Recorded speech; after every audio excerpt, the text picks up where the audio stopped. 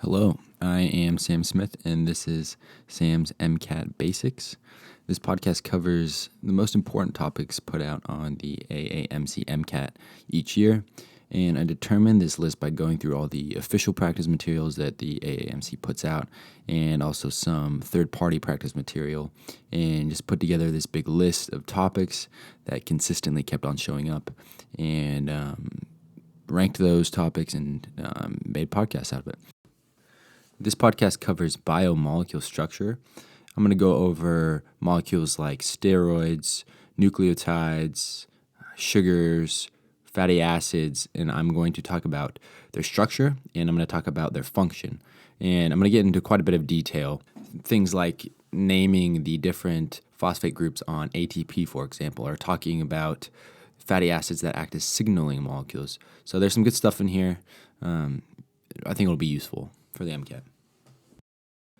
And this topic will show up on 2 out of the 4 sections of the MCAT, show up in the chemical and physical foundations of biological systems and the biological and biochemical foundations of living systems.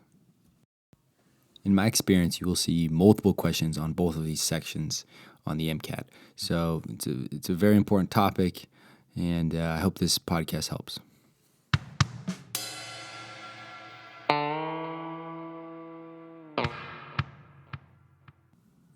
All right, so I want to start by first saying this podcast is about the structure of different molecules. So I'm going to try to describe the structure to you, but at some point you will have to look up the structure, make sure you know what it looks like. And I think it will definitely help if you look up some of these structures before or during this podcast and kind of make sure you know what they look like. That way you can make associations in your head. And it's just going to help you memorize different topics and understand different concepts. All right, so the first structure I want to talk about is the steroid or the steroid ring.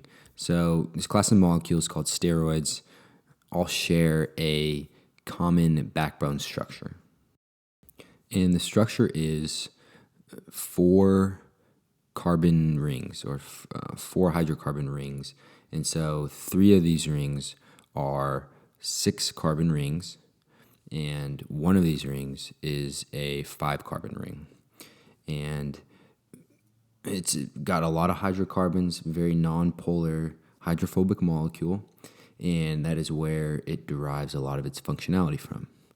So if you know anything about steroids, they act as hormones in the body, and they can diffuse straight across a membrane because they are so small and non-polar. And what they do is, how they act as hormones is they diffuse through the membrane and into the nucleus where they affect transcription. However, to be carried in the blood, these steroid hormones must be carried around by these little carrier proteins. And these proteins are called hormone-binding globulin. And it's important to note that these hormones are very slow-acting. Steroid hormones are slow-acting because they affect transcription. Now, you may be wondering, why do hormones that affect gene expression act slower? And these are things like steroids again. So first you got to consider that this is in comparison to hormones that bind to the outside of cells and set off these signal transduction pathways. And these are things like peptide hormones. So the first thing that makes these kind of hormones slower acting is the fact that they have to diffuse all the way to the nucleus to act. Another important thing to consider is the fact that changing transcription is much slower in nature because you have to go through transcription, then translation, and that's to create a single protein, which is much slower than the signal transduction pathway that has exponential amplification at each step of the signal transduction pathway. And I'll talk more about this in a different podcast, but just know that the signal transduction pathway is more of like a rapid fire, like boom, boom, boom, boom, boom, boom, boom, like an automatic rifle versus a pistol. All right, so back to the topic at hand. Again, the main thing to remember about a steroid molecule structure is it's got 4 rings.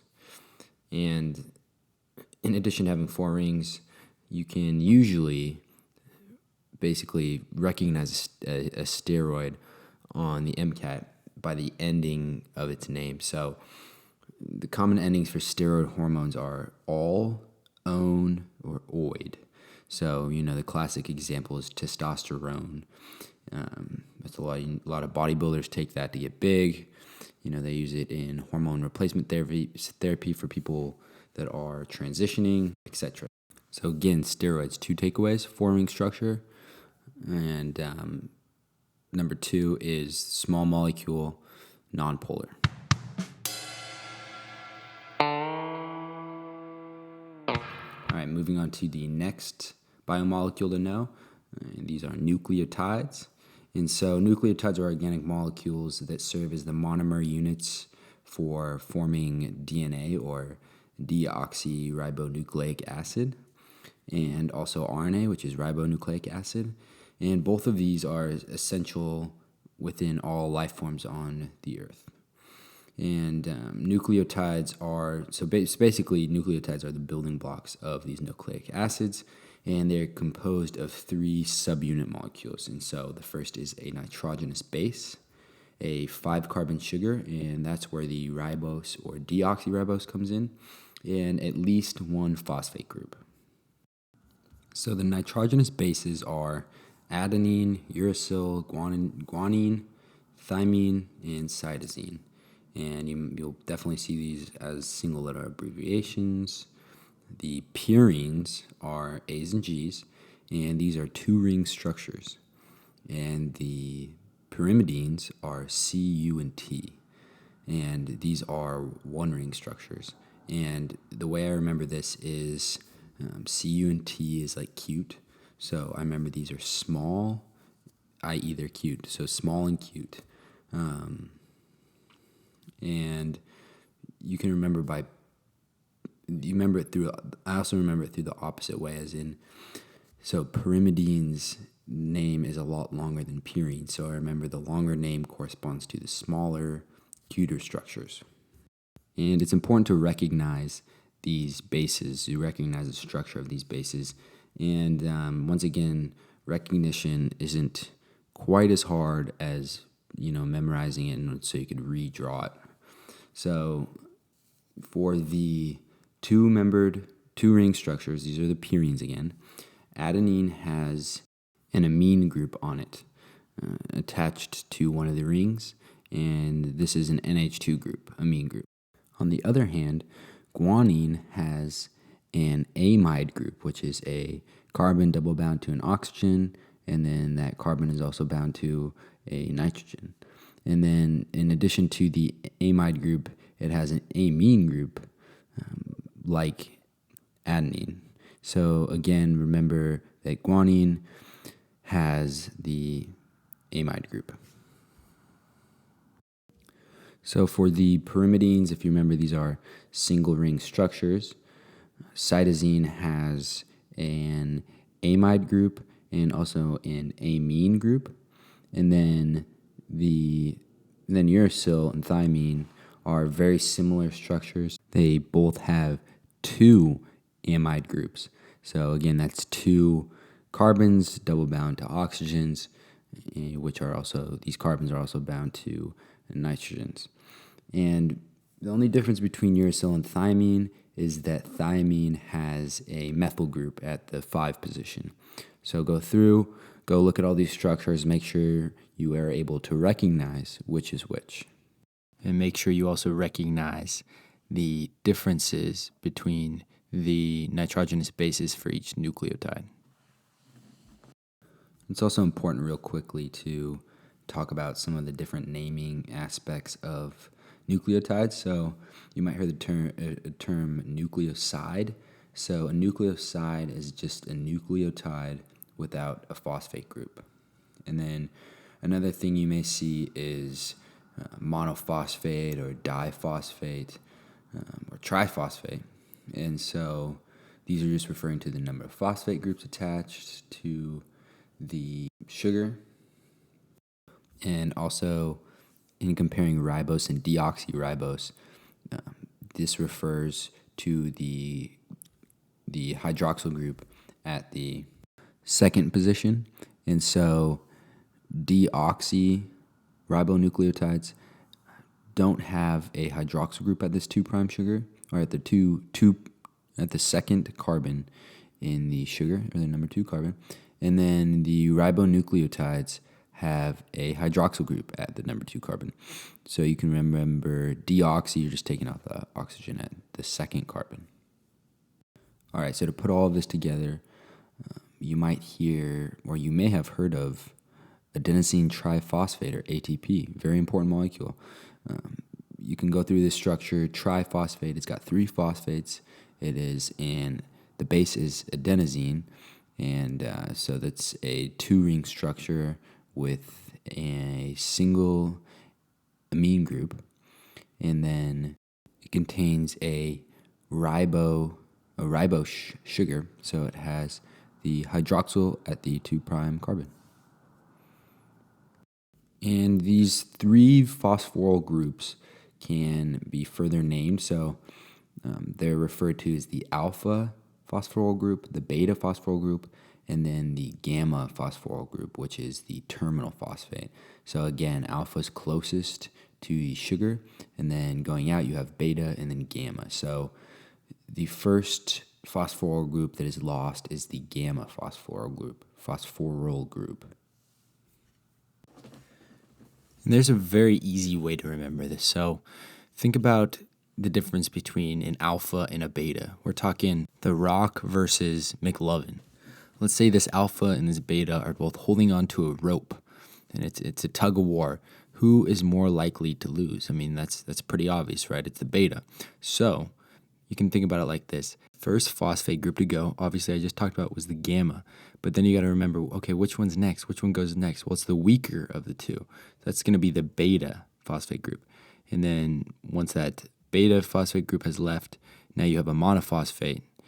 And this is the alpha. This is the strongest. This is the one that just hangs around the longest. So remember that. You can remember that order. Gamma first to be lost. Then you have the beta. Then you have the alpha. So now that you have a basic understanding of the structure of these nucleotides, or the building blocks of DNA and RNA, let's talk about the structure of DNA. So as you probably know, Watson and Crick back in the day discovered that DNA forms a double helix. The backbone of this helix is formed from the sugar phosphate groups of the nucleotides. And then the bases kind of point inward from this backbone and hydrogen bond. So these specific groups hydrogen bond with other specific groups. C's pair with G's, A's pair with T's, and in RNA, T's and U's are switched, so A's pair with U. And it's important to remember that C's and G's hydrogen bond have 3 hydrogen bonds, while A's and T's have 2 hydrogen bonds. And so C's and G's tend to form stronger bonds. So if your DNA contains, if a certain stretch of DNA contains a greater percentage of C's and G's, it's going to be bound more tightly. It's not going to degrade as easily. And an important bond in the formation of DNA is the phosphodiester bond. And so this is what connects the nucleotides to each other.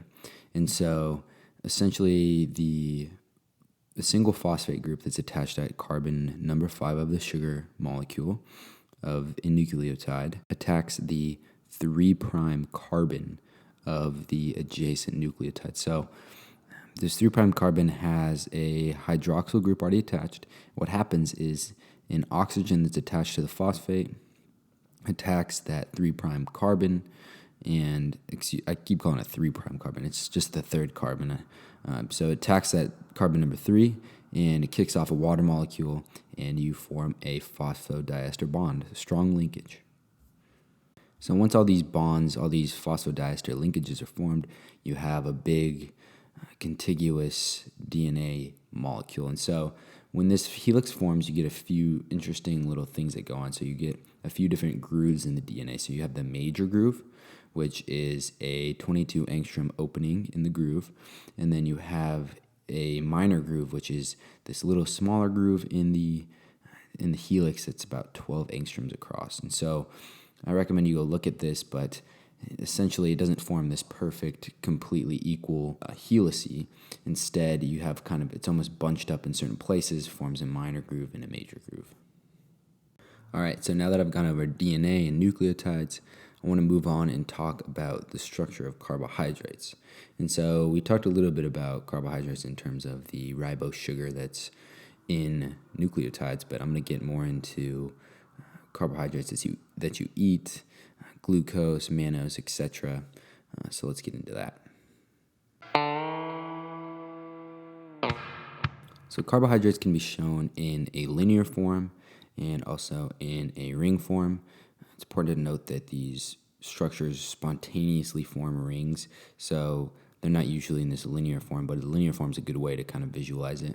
And so one thing you should memorize is the structure of glucose, the linear form, and also the ringed form.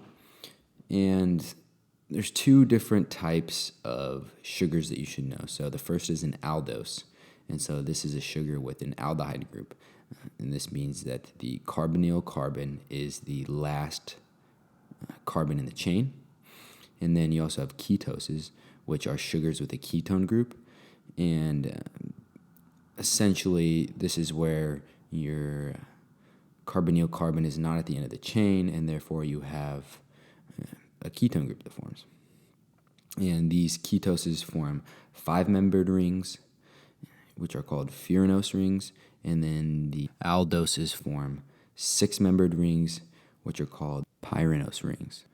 And so in terms of the ring structures of sugars, you can have sugar monomers, which are called monosaccharides. You can have disaccharides, which are two sugars linked, and you can have polysaccharides, which are these really long chains of sugars. You can have oligosaccharides, which are 3 to 10 different sugars connected.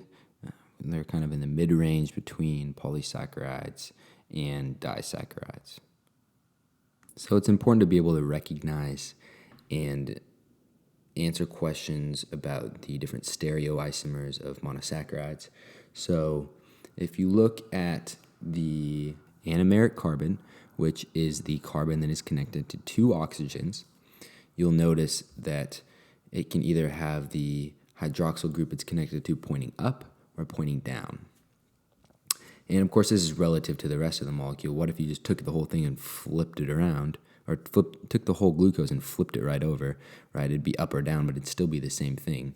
If you keep everything the same and you just flip the glucose upside down, well, it's going to be the same exact molecule. And so you need a reference group to look at. And this is the CH2OH group on the last carbon.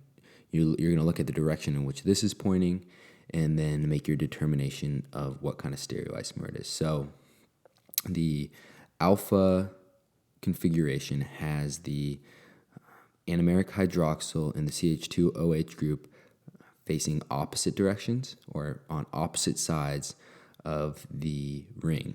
And then the beta anomer or the beta stereoisomer has the hydroxyl group from the anomeric carbon and the CH2OH group on the same side of the molecule of the monosaccharide. In this case, I'm looking at glucose, so you're going to have alpha glucose and beta glucose. And it's important to understand also the numbering of the carbons. For instance, the MCAT might ask you to correctly identify glucose 6-phosphate or glucose 2-phosphate, at which point you might be like, shit, which one is carbon number 2? Well, if you have it memorized, this will be like a piece of cake. You'll be, boom, boom, boom, got it.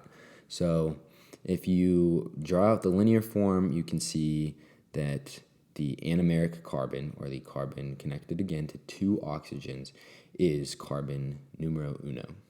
And so then you can just go down the linear chain and successively number those. And another way to remember this is that the anomeric carbon, number 1, and then you can go around the ring structure. You can go around opposite the direction of the CH2OH. That's going to be the last carbon, or carbon number 6. All right, so moving on to disaccharides, one thing you need to know here is how to name the glycosidic bonds that join the two monomers together to make that disaccharide. So these are called glycosidic linkages or glycosidic bonds. And these bonds are named according to, number one, the numbers, as I just explained, the numbers of the connected carbons and the position of the anomeric hydroxyl group of the sugar involved in the bond. So that is the either alpha or beta anomer. So again, there's two things to look for when naming these glycosidic linkages. Number one, the number of each carbon, and number two, whether these carbon are the alpha form or the beta form. So let me give you a quick example.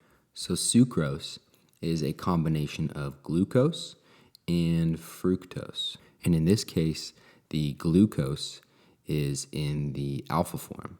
In other words, the CH2OH and the number one carbon or the number one hydroxyl group is on the opposite side. So those two are on opposite sides. And then the fructose, which is a furanose molecule, has its anomeric hydroxyl group pointed or on the same side as the CH2OH group. So this is the beta anomer of fructose. So together, you have a glucose that's in its alpha form and a fructose in its beta form. Next thing you look for is the carbon that is attached to the oxygen that is the glycosidic linkage. So in glucose, it's the number one carbon is attached to the oxygen of the glycosidic linkage. And in fructose, the number two carbon is connected to the oxygen of the glycosidic linkage. So putting it all together, the glycosidic linkage in a sucrose molecule is called a alpha 1 beta 2 glycosidic linkage. And I recommend just going over a bunch of these, practicing, looking at the molecules actually in real life. That way you can figure out, a good way to remember in your head. And then but most importantly, practice it. Do molecules that you don't know, practice naming them, and then looking up online or whatever you need to do.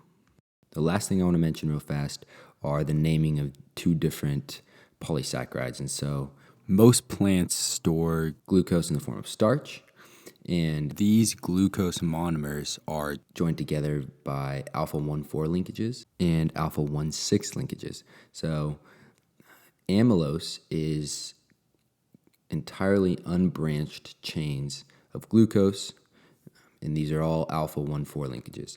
And then amylopectin is a more branched polysaccharide. So it consists of 1,4 polysaccharides which form a linear chain, and then it has branch points which are alpha 1,6 glycosidic linkages, and then it forms chains off of these in much more branch. And so you can remember amylopectin is a longer word, therefore that is the more branched version of starch, or which is a polysaccharide. And then lastly, I'm sure you've heard of glycogen, and this is the same as starch, but has additional alpha 1,6 linkages for branching, even more than amylopectin. And now that I've talked about glucose, I want to get into fatty acid structure.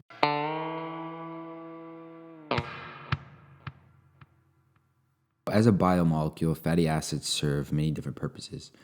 This ranges from long-term energy storage to cell membrane makeup, and some of them even exhibit hormone-like effects. So fatty acids are stored as triglycerides, and these form body fat, and so this is the type of fat that makes up, the love handles that you may or may not have. And triglycerols are a glycerol backbone, which is a 3-carbon backbone, and have 3 long fatty acid tails. So you can remember that pretty easily. Triglyceride. So 3 fatty acid tails and a glycerol backbone. The fatty acids that make up cell membranes are called phospholipids, and they can form lipid lipid bilayers because of their amphiphilic characteristics. And all an amphiphile is a chemical compound that possesses both a hydrophilic group and a hydrophobic group. The structure of the phospholipid molecule generally consists of two hydrophobic fatty acid tails and a hydrophilic head consisting of a phosphate group. The two components are joined together by a glycerol molecule, and the phosphate group can be modified with simple organic molecules such as choline, ethanolamine, or even serine. And it's important to note that these phospholipids can either form micelle, which is a single layer, or a lipid bilayer, which is two layers of these phospholipids. And that's also known as a liposome. And so you've probably seen pictures of this before, but essentially you have these hydrophilic head groups pointed towards the aqueous phase, and you have the hydrophobic tails pointed inwards. And so when these phospholipid layers form, you can see these head groups pointed out, and then the interior of that membrane is composed of all these long fatty acid tails. And these long hydrocarbon tails can either be saturated or they can be unsaturated. Saturated hydrocarbons consist of these tails that have no double bonds, or in other words, they are fully hydrogenated, they are fully saturated with hydrogens. And on the other hand, unsaturated fatty acids are not fully hydrogenated, or they are not saturated with hydrogen. And in other words, they have some double bonds. And so these double bonds cause the hydrocarbon tails to become angled or kinked, as some teachers probably present it to you. They become kinked, and this affects the membrane. This affects the membrane by making it more fluid. This is because it leaves more room, essentially, between these different fatty acid molecules, or between these different phospholipid molecules. It leaves more room between them, and it makes a more fluid membrane. And you can kind of remember this with the example of butter versus oil. So oil is a pretty heavily unsaturated oil, and so you can think at room temperature that's a liquid, and then you can compare that to butter, which is a saturated fat, and you can see that at room temperature that's a solid. So just think about that when trying to remember how the saturation of these fatty acid tails affects the membrane fluidity. Cholesterol, which has a steroid structure, and if you remember, it's got the four rings. It acts as a bidirectional regulator of membrane fluidity. This is because at high temperatures, it stabilizes the membrane, making it less fluid and raising its melting point. And then at low temperatures, it essentially does the opposite and prevents the phospholipids from getting clustered together and stiffening up. In other words, it makes the membrane more fluid. So how exactly does it do both of these? Well, at low temperatures, the cholesterol essentially fits right between the different phospholipid molecules and distances them or splits them apart further. And so when you're at really low temperatures, these phospholipids tend to kind of bunch up, get really tight and crystallize. And so when you wedge a cholesterol molecule in there, it actually prevents this crystallization from happening. On the other hand, when you're at high temperatures, these phospholipid molecules are already kind of spread apart. And what happens is these cholesterol molecules are inserted into the membrane between these phospholipids. And this time, if the phospholipids are kind of spread apart, you get some van der Waals, or these non-polar kind of attractions. You get these attractions, and it kind of pulls everything in a little bit tighter. It pulls those fatty acid tails in a little bit tighter, and actually decreases the fluidity. So at high temperatures, decreases the fluidity, makes a more stable membrane. And so now that I've talked a little bit about the structure and kind of what these cholesterol molecules do, I'm going to talk a little bit about some of its implications in heart disease. And so I'm sure you've heard of this before, but LDL levels, which are low density lipoprotein levels, are a classic measure of cardiovascular disease. And LDL is referred to as the bad kind of cholesterol, and its function is to carry fats and cholesterol to different parts of the body for delivery. The LDL is the delivery vehicle. That's like that's kind of like the UPS truck. It's coming and it's delivering those packages, fats and cholesterol, to different parts of the body. On the other hand, HDL, which is high density lipoprotein, does the opposite. It picks up cholesterol and takes it to the liver for disposal. So this is the Uber driver. This is the Uber driver that comes and picks up the people and it takes them to the liver for disposal. So just like an Uber driver. With that said, though, we've kind of been getting away, or I guess the U.S. and the American recommendations have been getting away from attributing cholesterol to cardiovascular disease. In 2015, the Dietary Guide for Americans did not specify a amount of cholesterol in which to restrict your diet. This is in stark contrast to the dietary guidelines from before this time. And, you could do a whole interesting podcast on the studies that have been done on cholesterol and cardiovascular disease. You could point out some confounders that aren't really accounted for in these different papers. And, you could point out the good things about this research. This would be really interesting, but outside the scope of the MCAT. All right, so I'm going to continue, get a little deeper into the phospholipids. I'm going to talk about glycerolphospholipids. So glycerophospholipids are all phospholipids, yet not all phospholipids are glycerophospholipids. So glycerophospholipids, or phosphoglycerides, are specifically those phospholipids that contain a glycerol backbone bound by ester linkages to two fatty acids and a phosphodiester linkage to a highly polar head group.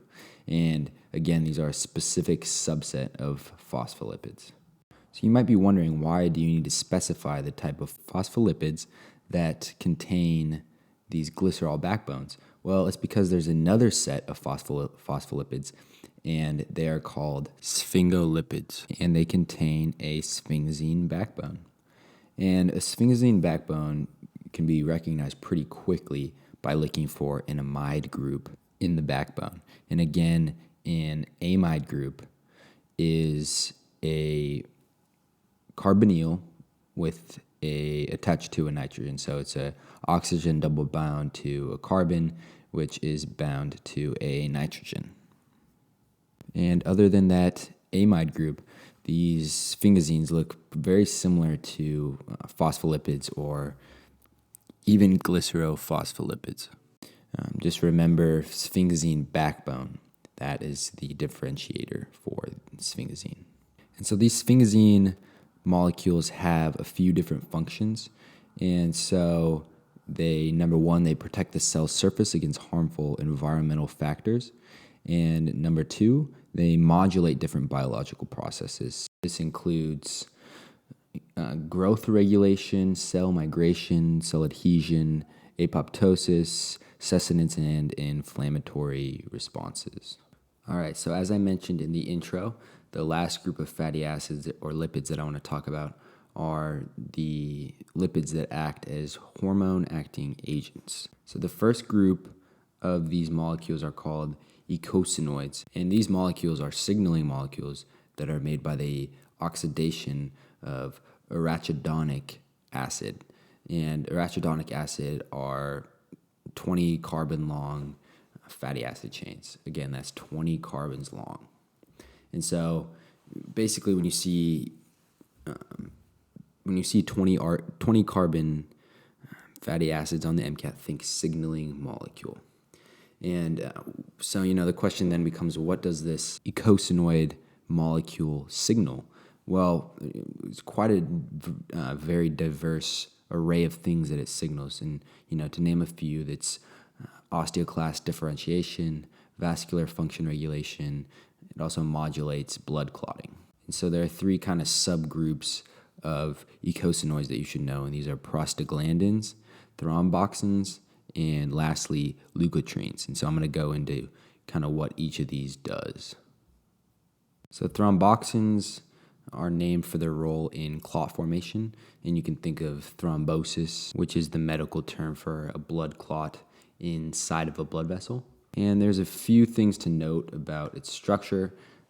or I guess one thing to note about its structure, and that's its distinguishing feature, is that it contains a 6-membered ether-containing ring.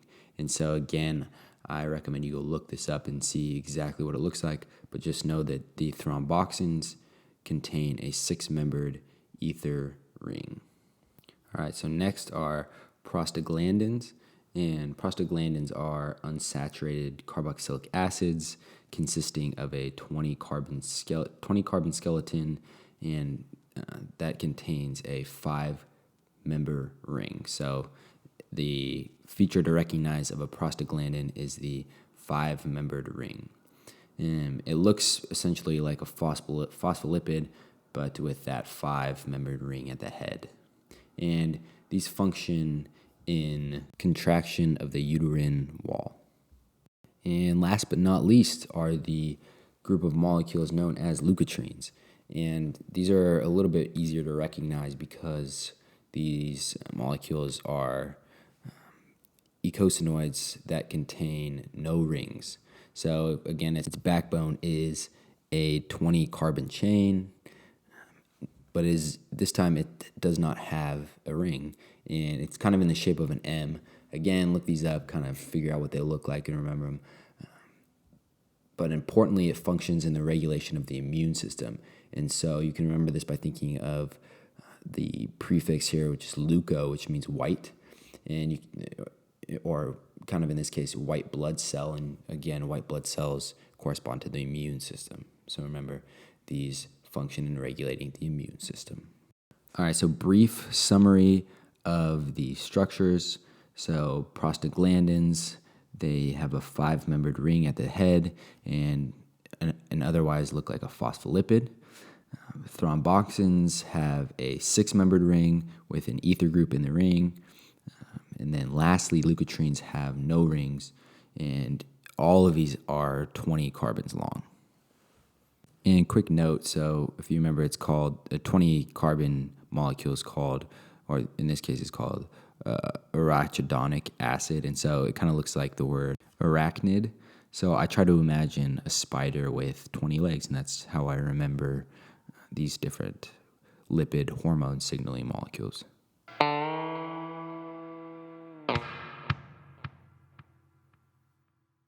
All right, so now that I talked about fatty acids, the last group I want to talk about is the heme group.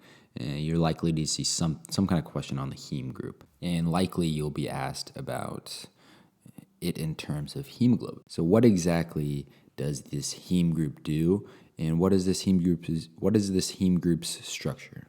So a heme group is a prosthetic group made of a warfarin ring that is conjugated to an iron atom.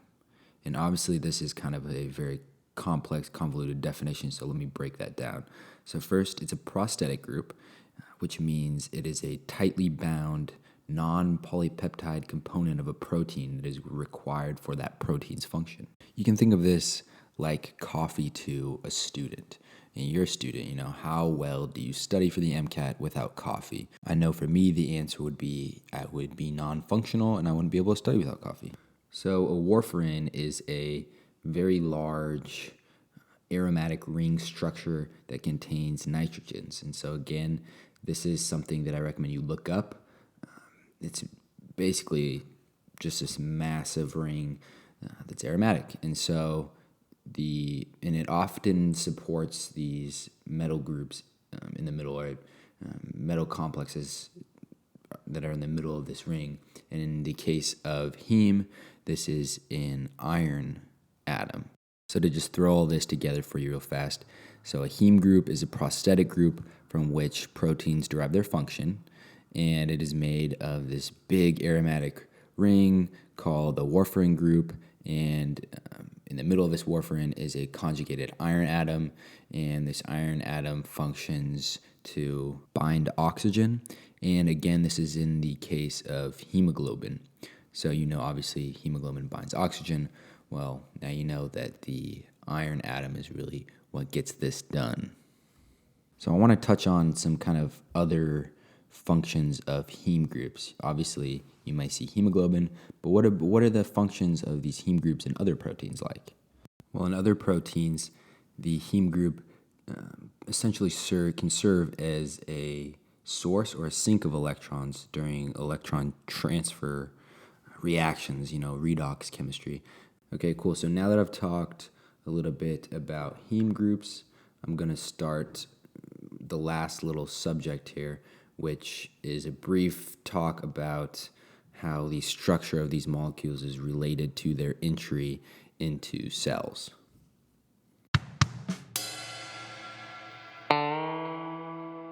So first I'm going to talk about carbohydrates, then talk about amino acids, nucleotides, and then small nonpolar molecules and how these all get into the cell. So carbohydrates are too large to diffuse across the membrane, and therefore they must be transported via membrane transport protein, and these are called GLUT2 and GLUT4 membrane proteins. Amino acids, on the other hand, are quite a bit smaller than carbohydrates. However, they're very polar, so they still need to be transported across the membrane.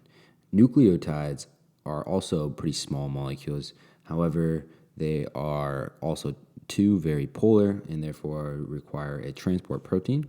And then lastly, we have these group of molecules that are small and nonpolar, and these diffuse straight through the membrane. And so these include your steroids, your lipids, and also alcohol.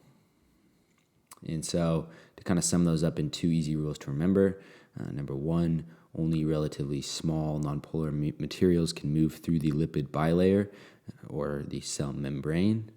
And remember that these long kind of tails which form the interior of the lipid or the interior of the lipid bilayer are nonpolar themselves. And rule number 2 is water-soluble materials like glucose and amino acids and electrolytes need some assistance to cross the membrane because they are repelled by those long hydrophobic tails of the phospholipid bilayer.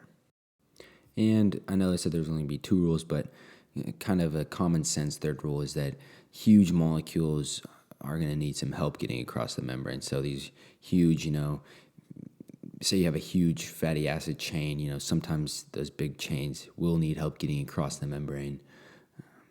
So that's something to keep in mind is the relative size of the molecule. All right, so that is it for lesson number 5 on biomolecule structure. The next lesson number 6, is on enzymes. So look forward to that one. Thank you for listening. Hope you come back again for the next one.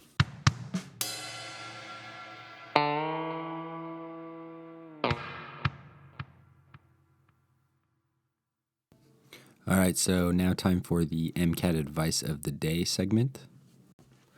All right, so this advice might sound kind of silly, but this is something that worked for me. So, the night before you take the test, it might be pretty hard to fall asleep. I know I was pretty anxious, and the thing is, though, I didn't have trouble falling asleep because what I did is I went out that day. I totally took a break from even looking at anything about the MCAT. I tried not to think about it. I didn't want to do any studying whatsoever. That was just kind of a break day. But what I did do is I did basically the hardest workout of my life. I did a shit ton of cardio, and then I lifted weights, made sure I was exhausted, and this was basically all in order to be able to fall asleep really easily the night before. I didn't want to take like NyQuil or some sleep aid because I was worried about waking up and feeling kind of drowsy. And that did the trick. I slept like a little baby. And, I felt pretty good for the test the next day. If you've ever taken a test while you're tired, it sucks and it's harder. So, that was my strategy. Work out super hard. That way I was really tired for that night and was able to sleep well for the test. I get that might be kind of specific for my case, but, hopefully if you have trouble sleeping and get anxious about tests and stuff, this might be one strategy you might think of.